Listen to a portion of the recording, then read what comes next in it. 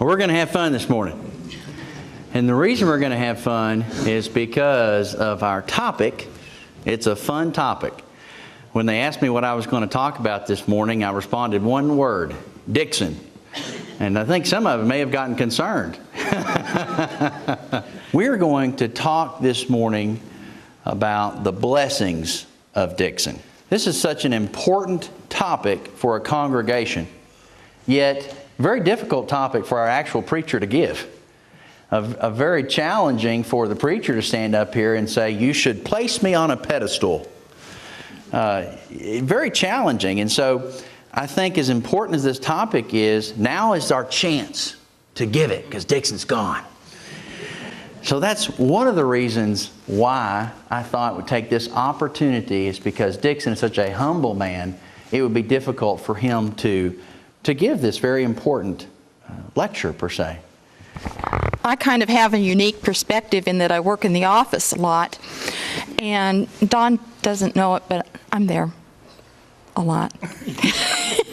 He hasn't missed me yet, but I get to see Dixon on a one-to-one basis as the businessman and as the pastor, but mostly as the man. And as the man, he is authentic. He is what you see. There is nothing ingenuine about him. It's been a delight and a privilege to come alongside him and show him how we do things at Elm Springs and explain some of our idiosyncrasies, and to have him be so open and accepting and encouraging with what he gives us, and for him to have the touch of leading us in different directions, and does it in a very loving and accepting way too. So I have just really, really appreciated working with him in the office. Mike and Amanda, they heard this week we were going to do this, and so they emailed me last night. They're on vacation, and they said, "Please read this."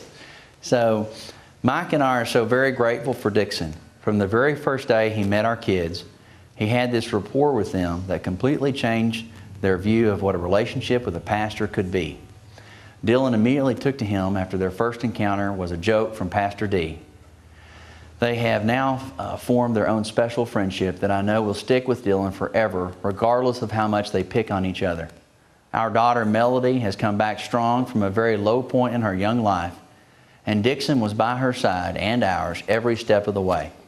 He just seemed to always know what to say or where to help us turn when we were at a loss. He has completely gained her trust and made her finally feel like she is a part of the church that she has grown up in. Helping her find that connection is something we will always be thankful for, because it helped pull her from her darkest moment. Mike and Amanda. Most of you guys know I get emotional whether I'm happy, sad, glad, whatever, so I'm going to try to make it through this. During a very hard time in our lives, over a year ago, when my mom passed away, Dixon was there. We went through a pretty bad episode the night before she passed, and he was there. I turned around, I didn't realize he had gotten there, and he was quietly in the corner, just being with the family. And if we needed him, he was just there for us. And I will say that Dixon and Judy brought over food, and that was the last thing I know that my mom ate was that. She thought it was very good. And then also, I think the last conversation she had was with Dixon, because he's got such a loud, booming voice, and he got her attention, and she woke up for a moment, and she actually had not a real sane conversation with him. It was quite funny, and Dixon and I laugh about it quite often. But my point is that, he's there. He's not trying to take over. He's not trying to be in the middle. He was just quietly in the corner. We just knew his presence was there. So that's very good. That's something that we appreciate, and that I think that anybody who's gone through that situation with him will find that that's the way he handles that, and we very much appreciate that.